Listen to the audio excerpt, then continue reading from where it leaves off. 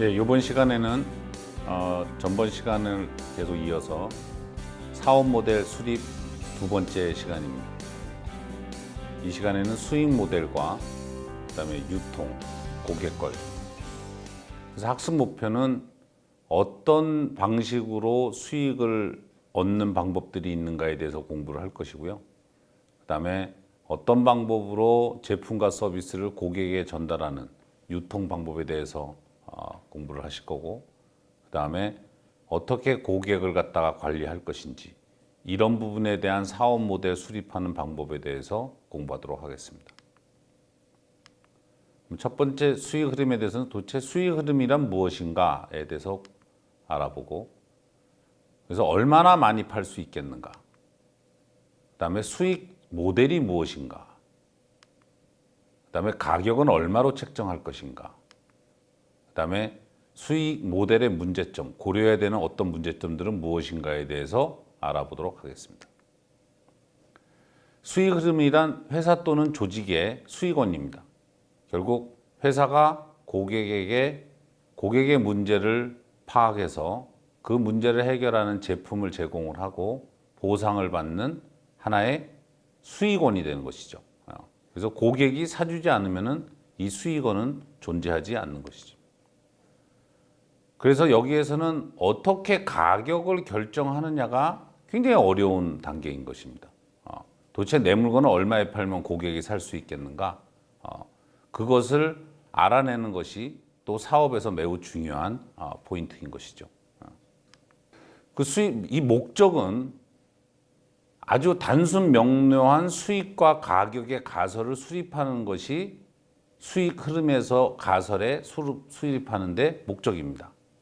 그래서 여기서는 얼마나 팔 수 있는가, 수량, 그 다음에 얼마에 팔 수 있겠는가, 가격, 그 다음에 도대체 우리가 제품 서비스를 만드는 데 드는 비용은 무엇인가, 그 다음에 그렇게 해서 생겨나는 수익 모델, 어떤 방식으로 팔 것인가, 그 다음에 과연 이 비즈니스는 지속할 만큼 수익을 낼 수 있겠는가에 대한 부분들을 공부해야 되겠죠. 그래서 수학적으로 보면 수익은 매출에서 비용을 뺀 것입니다. 그래서 매출이 비용보다 많으면 수익이 발생을 하는 것이죠. 매출이라는 것은 수량, 얼마나 많이 팔았는가와 얼마에 팔았는가를 곱한 것이 바로 매출입니다. 비용은 고정 비용과 있고 변동 비용이 들어가고 있는 것입니다. 그래서 되도록 많은 물량과 더 좋은 가격으로 팔 수만 있다고 하면 더 많은 수익을 낼 수 있는 것이죠. 그것은 곧 여러분들이 얼마나 고객의 문제를 이해하고 그것을 잘 해결해 주느냐에 따라서 수익은 증가할 것입니다. 그럼 얼마나 많이 팔 수 있는가에 대해서 고민을 해보겠습니다. 이미 여러분들이 그 시장 가설 세울 때 배운 것처럼 시장에는 전체 접근 가능 시장, 템이라는 것이 있고, 이것은 당신이 시장을 100% 차지할 수 있을 때 시장 크기입니다. 그 다음에 템 중에서 내가 서비스가 가능한 시장은 무엇이냐? 그래서 당신이 팔 가능성이 있는 시장이 셈이고요.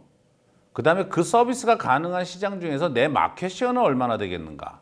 그래서 셈은 당신이 실제 매출을 할 수 있는 시장이 그 셈 중에서 매출할 수 있는 시장입니다. 그것을 우리가 솜이라고 합니다.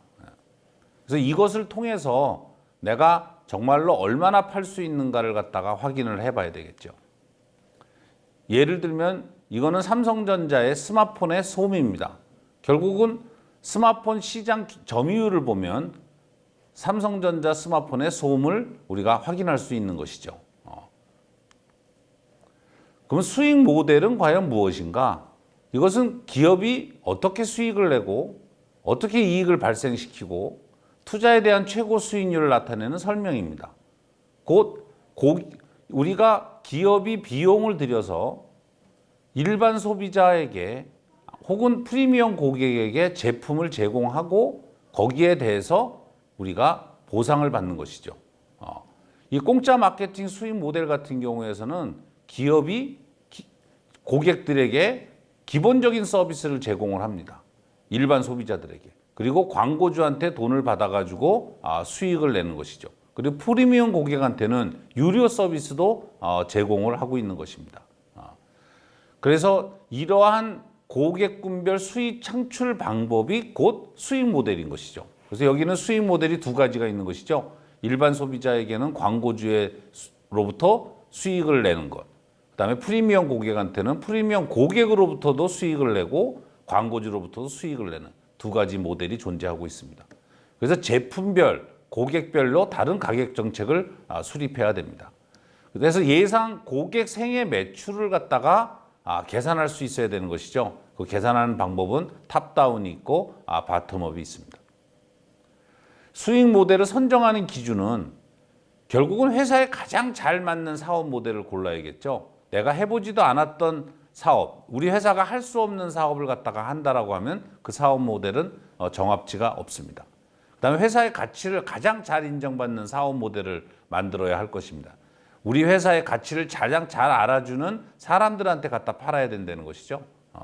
그다음에 회사와 궁합이 가장 잘 맞는 투자자를 갖다 유혹하는 사업 모델이, 투자자가 투자를 할 수 있을 만한 사업 모델이 되어야 된다는 얘기죠.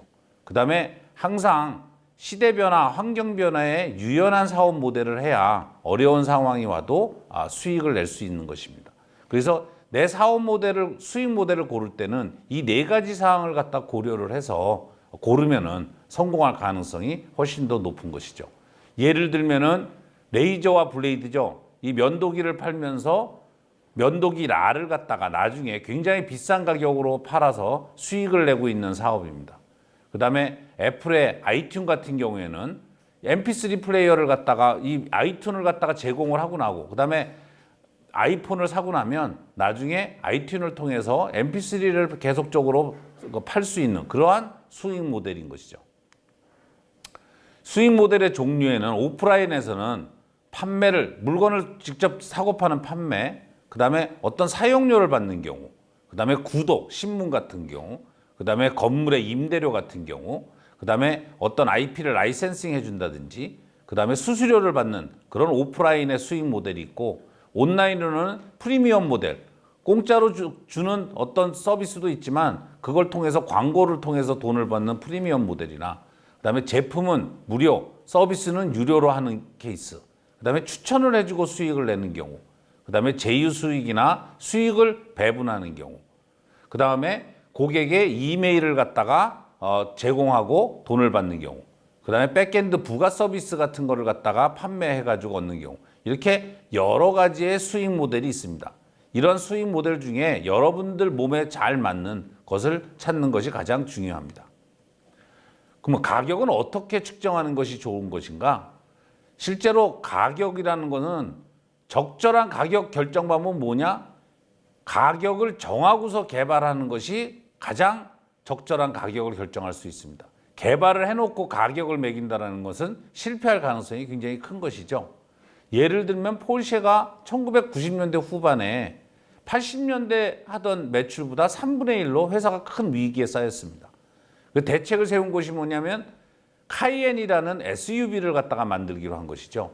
이 제품의 성공 요인은 뭐냐? 철저하게 사용자 중심의 전략으로 개발을 했고, 그리고 더 중요한 거는 가격을 미리 정하고 개발을 했다는 것입니다. 그런 가격에 맞는 고객들에 맞게끔. 이것이 성공을 해서 2003년도에 이 모델이 나왔고 연간 10만 대 이상, 이런 고급 SUV를 10만 대 이상 판매를 했고 전체 영업이익의 3분의 1을 차지할 수 있는 굉장한 성공을 한 것입니다. 이것은 이렇게 될 수 있었던 것은 이미 고객의 니드를 알고 거기에 맞는 가격을 정하고 그 가격에 맞는 제품을 만들었기 때문에 성공할 수 있었던 거예요. 그러면 가격은 얼마로 책정할 것인가? 우리가 고객의 니드를 확인을 해서 그것을 충족시킬 수 있는 가격을 정하고 거기에 맞는 제품을 개발해야 된다는 것입니다. 그러면 고객이 필요 없는 서비스를 개발하지 않도록 하는 것이 가장 중요합니다. 그래서 가격 기반 디자인을 하고, 그 다음에 초기에 고객과 상담을 하고, 그 다음에 가격에 대한 심리적 절벽이나 요구를 확인을 해서 신제품을 성공적으로 출시하는 것이 가장 중요한 것이죠. 이 기업들이 하는 실수의 네 가지를 보면 기능 쇼크, 너무나 많은 기능을 넣어가지고 실패하는 경우죠. 그 경우는 아마존의 파이어폰 같은 경우는 기능이 너무나 많아서 기능이 너무 많아서 실패한 경우입니다. 그 다음에 너무 작은 그 가격을 책정하는 게 아수스가 미니 노트북을 만들었는데 299유로를 만들었습니다. 조기에 품절이 돼서 만약에 이걸 갖다가 500유로에 팔았다고 하면은 충분한 이익을 내면서도 품절을 낼 수 있는, 팔 수 있었던 제품인데도 불구하고 너무 작은 가격을 책정한 경우죠. 그 다음에 숨겨진 보물 같은 것을 갖다가 무시하는 경우입니다. 이 코닥 같은 경우는 디지털 카메라 기술 보유를 이미 1974년도에 가지고 있었는데 그 기술을 갖다가 개발 안 하고 필름에 유지하다가 결국은 95년도나 출시한 거죠. 궁극적으로는 2012년에 이 거대한 기업이 파산을 했습니다.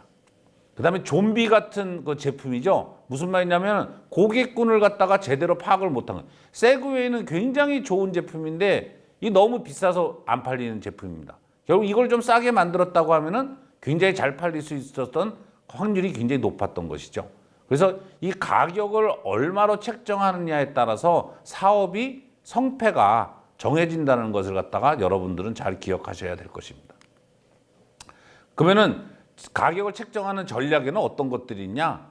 가치를 기반으로 가격을 갖다 책정할 수 있습니다. 그 다음에 경쟁사의 가격을 보고 또 책정할 수가 있는 것이고요. 그 다음에 고객이 대량으로 샀을 때 대량으로 가격을 갖다 책정해 줄 수 있는 방법이 있고, 아니면 백화점처럼 아예 정찰제로 가격을 팔 수 있는 이러한 네 가지 방법으로 가격을 만들 수 있는 것입니다. 이 가치 기반의 같은 경우에는 제품이 주는 가치에 기반해서 가격을 책정하는데, 그런 경우는 차별화된 제품들, 특허 제품들, 약품 같은 거. 약품 같은 경우는 암 치료제는 몇 천만 원까지 하는 제품들이 존재하는 것이죠. 그래서 가치 기반으로 가격을 측정을 한다. 그 다음에는 경쟁사가 가격을 내리면 거기에 맞춰가지고 돌아가는 그러한 경쟁사에 맞춰서 책정하는 가격이 있고, 그것이 바로 경쟁 가격 정책입니다.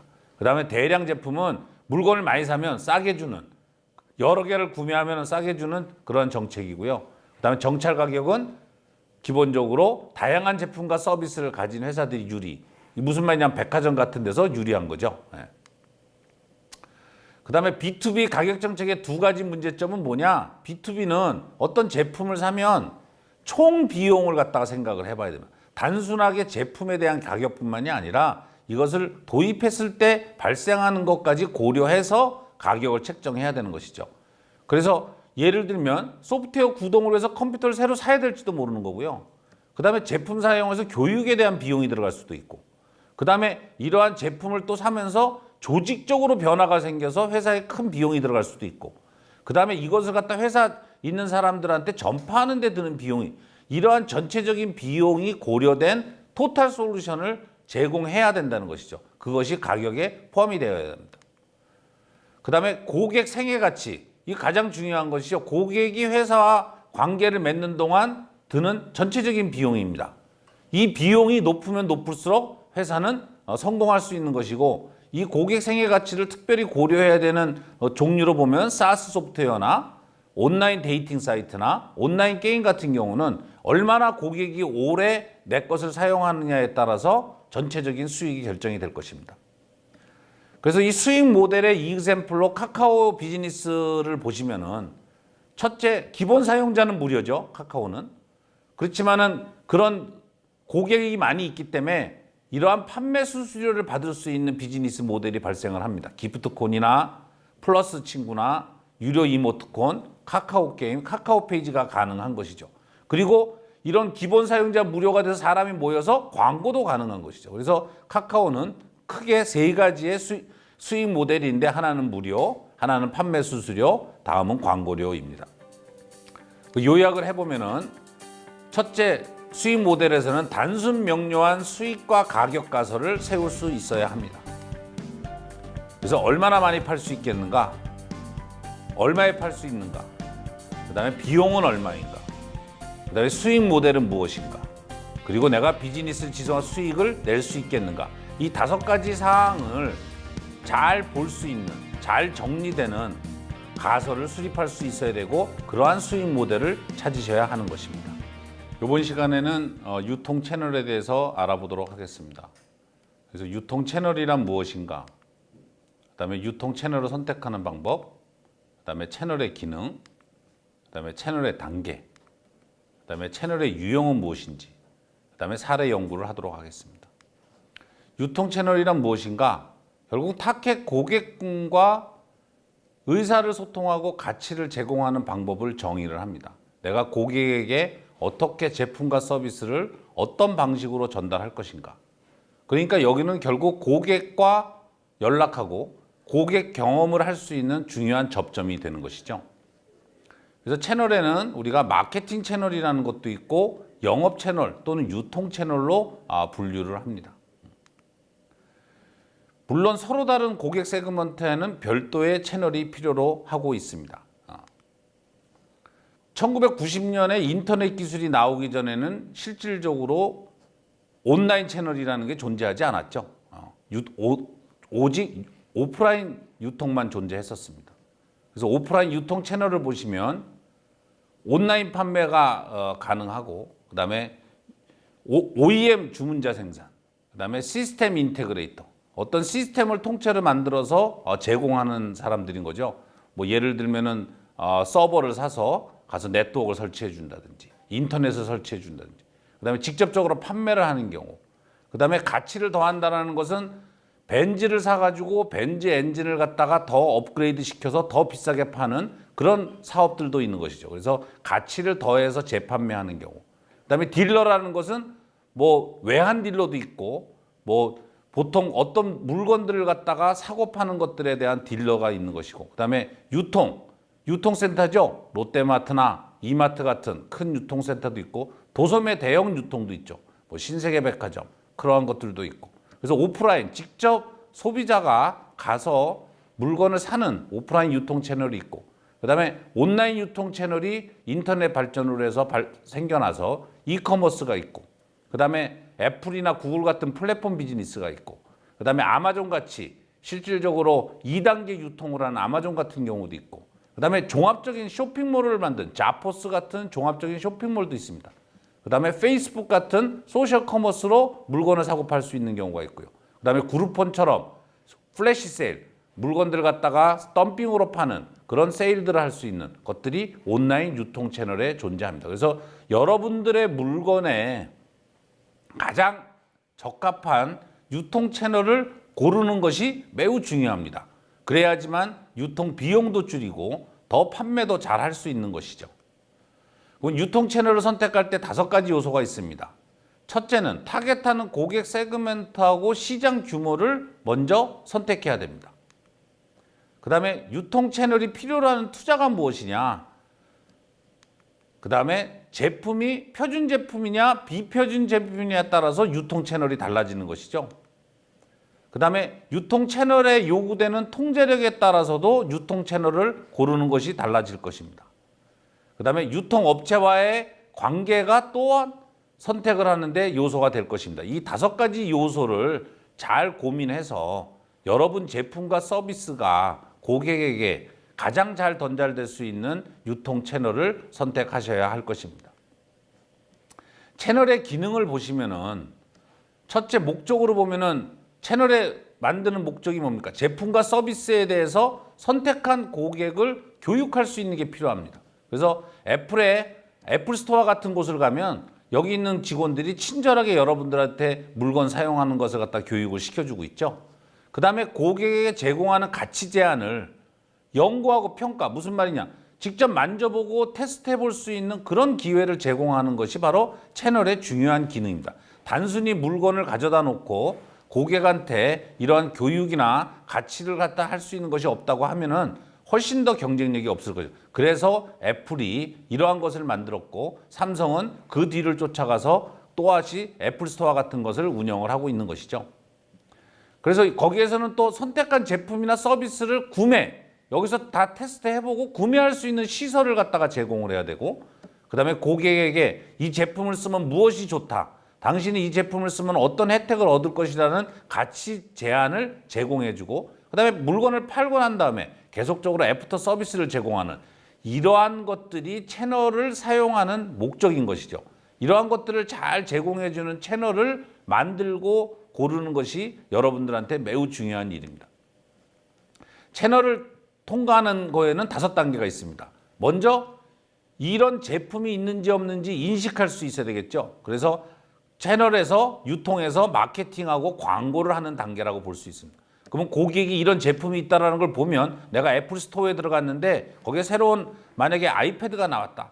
그러면 거기에 대해서 인식을 하는 마케팅이 있었겠죠. 그러면 그걸 보고 들어가서 평가를 해보는 겁니다. 한번 테스트를 해보는 것이죠. 얼마나 좋은 것이 나왔나. 그 다음에 내가 마음에 든다고 하면은 구매를 하는 판매 프로세스가 있을 것이고, 그러면 구매를 하면은 납품을 받는 것이죠. 이거는 내가 직접 스토어에서 갖고 올 수도 있지만 온라인으로 택배로 받을 수 있는 이런 납품 단계가 있는 것이고, 그 다음에 물건을 쓰면서 생겨나는 판매 후 관리가 필요로 하는 것입니다. 그래서 채널에는 이러한 5단계가 존재한다는 것을 인식을 하셔야 합니다. 그럼 채널의 유형에는 일단 직접 유통이 있습니다. 내가 직접 개인 판매를 하거나 인터넷에 내가 직접 팔거나 전화 또는 우편으로 물건을 직접 파는 것이죠. 그 다음 또 하나는 간접 유통입니다. 내가 직접 하는 것이 아니라 소매업체, 대리점, 브로커, 대리점 및 유통업체를 통해서 간접적으로 유통을 하는 케이스입니다. 이런 경우에는 수수료 같은 것을 지불을 해야 되겠죠. 앱스토어나 구글에서는 30%의 수수료를 받고 있습니다. 그럼 요약을 해보면 채널은 마케팅 영업 또는 유통 채널로 분류를 하고 있습니다. 기업들이 2 이상의 고객 세그멘트를 가질 경우에는 다른 고객 세그멘트로 별도의 채널을 가지고 하는 것이 옳다라는 것이죠. 그 다음에 5단계의 채널 단계가 있습니다. 인식, 평가, 구매, 납품, 판매 후 관리. 이러한 것들을 가장 잘할 수 있는 유통 파트너를 고르셔야 하는 것입니다. 그 다음에 채널의 유형으로는 직접 유통, 개인 판매나 인터넷, 전화 또는 우편의 방식이 있고, 간접 유통으로는 소매업체, 대리점, 브로커, 대리점 등의 유통업체가 존재합니다. 3번째로는 고객관계에 대해서 배우도록 하겠습니다. 그럼 고객관계가 무엇인지를 우리가 찾아보고, 그 다음에 고객관계는 곧 고객을 확보하는 전략, 고객을 유지하는 전략, 판매를 고객에게 더 많이 파는 판매하는 확대하는 전략, 이 3가지가 매우 중요한 것이고요. 그 다음에 고객관계의 종류에 대해서 알아보도록 하겠습니다. 그 다음에 사례를 보여드리겠습니다. 결국 기업이 여러 고객과 개발하는 사업적 관계가 곧 고객관계이죠. 거기에는 주로 마케팅과 영업적인 전략이 있습니다. 고객의 종류를 보면 잠재적인 고객이 있고, 그 다음에 그런 잠재적인 고객 중에서 우리가 마케팅을 통해서 가망 고객으로 만들죠. 그 다음에 이 가망 고객이 실질적으로 구매를 하게 되면은 신규 고객이 되는 것입니다. 그러면 이 신규 고객을 갖다가 유지를 하면 기존 고객이 되는 것이고요. 이런 기존 고객에게 더 많은 물건을 확판할 수 있다고 하면은 충성 고객이 되는 것입니다. 그래서 사업은 아무리 좋은 제품을 만들어도 이 고객의 이 5단계를 거쳐서 내가 충성 고객을 만들어야지만 그때 가서 내가 이제는 사업이 어느 정도 안정화가 됐구나라는 생각을 가질 수 있는 것입니다. 그래서 제품을 만드는 것도 중요하지만 이 관계를 만들어내는 것이 결국에는 비즈니스의 굉장히 중요한 부분이 되는 것이죠. 그래서 고객 관계는 3가지 중요한 동기에 유전한다. 결국은 고객을 확보해야 되고, 고객을 유지해야 되고, 고객한테 판매 확대해야 되는 그 방법에 대해서 우리가 전략을 수립할 수 있어야 되는 것이죠. 그것이 사업 모델에 만들어져야 되는 것입니다. 그래서 채널 유통을 갖다가 어떻게 하겠다라는 것도 하나의 사업 모델에 속하는 것이고, 이렇게 고객관계 전략을 세우는 것도 여러분들의 사업 모델의 전략을 수립하는 것입니다. 그래서 성공적인 비즈니스 구축을 위해서 가장 중요한 단계이죠. 이런 무한 경쟁 시대에서는 소비자 눈에 띄기가 무지하게 힘든 것입니다. 굉장히 어려워지고 있죠. 그래서 고객을 획득해야지만 실질적으로 비즈니스의 매출을 상승시킬 수 있는 것입니다. 미국인 중에 88%는 정기적으로 인터넷을 사용하고 있습니다. 그리고 리테일 비즈니스 전체 매출의 50%가 인터넷의 영향을 받고 있는 것입니다. 그래서 이것들을 위해서 7가지의 디지털 마케팅 기법을 말씀드리도록 하겠습니다. 첫 번째로는 강력한 컨텐츠와 그 다음에 서치 엔진 옵티마이제이션으로 구글 검색 첫 페이지를 장악하라. 이것이 중요한 것이죠. 그래서 고객이 검색할 만한 키워드에 대해서 구글 검색 첫 번째 페이지를 장악할 수 있는 전략이 필요합니다. 그다음에는 웹사이트 홍보를 위해서 내부에 있는 링크들을 갖다가 활용하라. 그다음에 세 번째는 업계에 있는 인플루언서들, 이렇게 블로그를 써가지고 하는 사람들, 이런 인플루언서를 따르는 팔로우들을 갖다가 주목하라. 그래서 평균적으로 인플루언서 마케팅을 하게 되면 투자 대비 6배 넘는 ROI를 확보할 수 있는 것입니다. 그 다음에 고객으로 하여금 친구 추천을 적극적으로 유도하게 하라. 이것은 구매할 확률이 일반 추천보다도 4배나 높다는 것입니다. 그래서 신규 거래 중에 대부분이 65%가 고객 추천으로 유입을 하고 있다는 것입니다. 그럼 다섯 번째로는 세일즈에 포커스된 컨텐츠 마케팅을 만들어라. 그래서 제품 소개 영상, 사양서, FA 같은 컨텐츠들을 잘 활용을 해야 되고요. 61%의 고객들이 이러한 컨텐츠를 제공하는 기업의 제품을 더 구매를 한다는 것입니다. 그 다음에 자동 판매를 위해서 이메일 마케팅을 진행할. 우리가 이메일을 쓴 지는 굉장히 오래됐지만 이메일 마케팅만큼 효과적인 마케팅이 없는 것이죠. 이메일 마케팅은 1불의 예산 집행을 하면 평균적으로 44불의 투자 수익을 가져다 준다고 합니다. 그래서 타겟 오디언스에게 보내지는 이메일 마케팅은 리드 육성 프로세스를 자동화해서 그 결과를 더 강화할 수 있습니다. 일곱 번째로는 분석을 통해서 가장 전환율이 높은 채널을 파악을 해야 된다. 구글 어널리틱 같은 분석 툴을 사용을 해서 이것을 하는 것이에요. 그래서 이 고객 확보를 하기 위해 이 디지털 마케팅 7가지 방법론을 잘 활용을 해서 여러분들이 고객 확보하는 데 도움이 됐으면 합니다. 그 다음에 고객이 이탈하는 이유는 뭐냐? 궁극적으로는 제품이 나한테 원하는 밸류를 안 준다는 것이죠. 그 다음에 더 이상 필요가 없는 제품이 돼버리면 고객은 떠납니다. 그 다음에 또 하나는 돈을 낼 수가 없어서 고객이 이탈을 하는 것이죠. 이 세 가지 경우를 잘 고려해서 고객이 이탈하지 않는 전략을 수립하셔야 합니다. 그래서 고객 유지 전략은 고객 이탈 이유를 경감시켜야만 하는 것이죠. 방지하거나. 그래서 고객 유지 전략에는 2가지가 있는데 트랜잭셔널 옵티마이저, 거래 경험을 갖다가 최적화하는 경우, 그 다음에 제품 경험을 갖다가 개선하는 경우, 이 2가지 방법을 사용하고 있습니다. 그래서 거래 경험 최적화 경우에는 이 해지를 할 때까지를 포함해서 고객의 전반적인 결제 과정을 최적화시켜서 고객 이탈을 최소화하는, 그러니까 끝까지 단물 빨아먹기 전략이라고 하는 이런 전략을 활용하셔야 하는 것이죠. 그 다음에 고객 유지를 위해서 10가지 로얄티 프로그램을 말씀을 드리겠습니다. 첫 번째는 지속적으로 다양한 채널 간의 연속성을 제공해라. 테스코 같은 경우에는 온라인, 오프라인에 있는 것들이 항상 동시에 같이 적용을 되고 있죠. 그 다음에 커뮤니티를 구축하라. 레고 같은 경우는 커뮤니티를 만들어서 그 커뮤니티를 통해 가지고 레고를 만드는 방법, 사용하는 방법 이런 것들을 해서 레고가 잘 유지되도록 하고 있고요. 그 다음에 트위터의 소셜 고객 서비스를 갖다가 활용을 해서 고객을 유지하는 방법을 쓰고 있습니다. 그 다음에 게스트 체크아웃 같은 이 이케아 같은 데서는 게스트가 체크아웃할 때 가장 최소한의 정보를 입력하고 빠른 결제를 갖고 하고 결제 확인할 수 있는 이러한 서비스를 제공을 해주면은 고객이 유지할 수 있다는, 그 다음에 이메일 마케팅, 그 다음에 아마존 같은 경우에는 개인화된 홈페이지를 제공하고 있습니다. 그래서 이 경우는 테스코가 온라인과 오프라인에서 같은 연속성을 제공하고 있는 모습, 그 다음에 이거는 레고가 커뮤니티를 만든 것이고요. 이 경우는 트위터를 사용해서 소셜 고객 서비스를 하는 경우, 그 다음에 이 경우는 이케아의 게스트 체크아웃 케이스입니다. 그 다음에 요거는 아마존의 개인화된 홈페이지고요. 그 다음에 포인트 제도가 있죠. 테스코 클럽카드 같은 경우, 그래서 이 경우는 온라인하고 오프라인에서 다 사용을 할 수가 있습니다. 그 다음에 고객이 로그인하고 있는 상태를 계속적으로 유지시켜서 더 고객한테 좋은 서비스를 제공하는 경우. 그 다음에 스마트한 배송, 무료 배송이나 당일 배송 보장, 클릭 앤 컬렉트 서비스 같이 이러한 서비스들을 제공을 해줘야 된다는 것이고요. 그 다음에 환불 및 교환 절차의 경험을 향상시켜줘야 돼요. 영국의 SPA 브랜드인 AOS는 동일한 패키지를 재사용하여 제품과 영수증을 담고 배송을 위해서 우체국 라벨만 붙이게 하여 고객에게 환불을 진행하고 있습니다. 판매 확대의 방법은 무엇이냐? 결국은 판매 증가는 회사에게 굉장히 중요한 전략입니다. 계속적으로 판매가 증가하지 않는다 그러면은 회사가 지속 성장할 수가 없는 것이죠. 그래서 이러한 방법에 쓰는 방법 중에는 미사 여구, 제품의 패키지, 전체 가격을 낮추는 방법, 그다음에 종속 제품 판매, 이러한 방법들을 사용하고 있고요.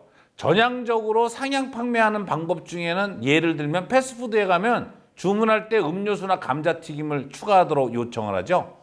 그다음에 컴퓨터를 갖다가 설치하러 고객한테 램을 더 달아라. 뭐 램을 2기가에서 4기가로 달면 더 좋다.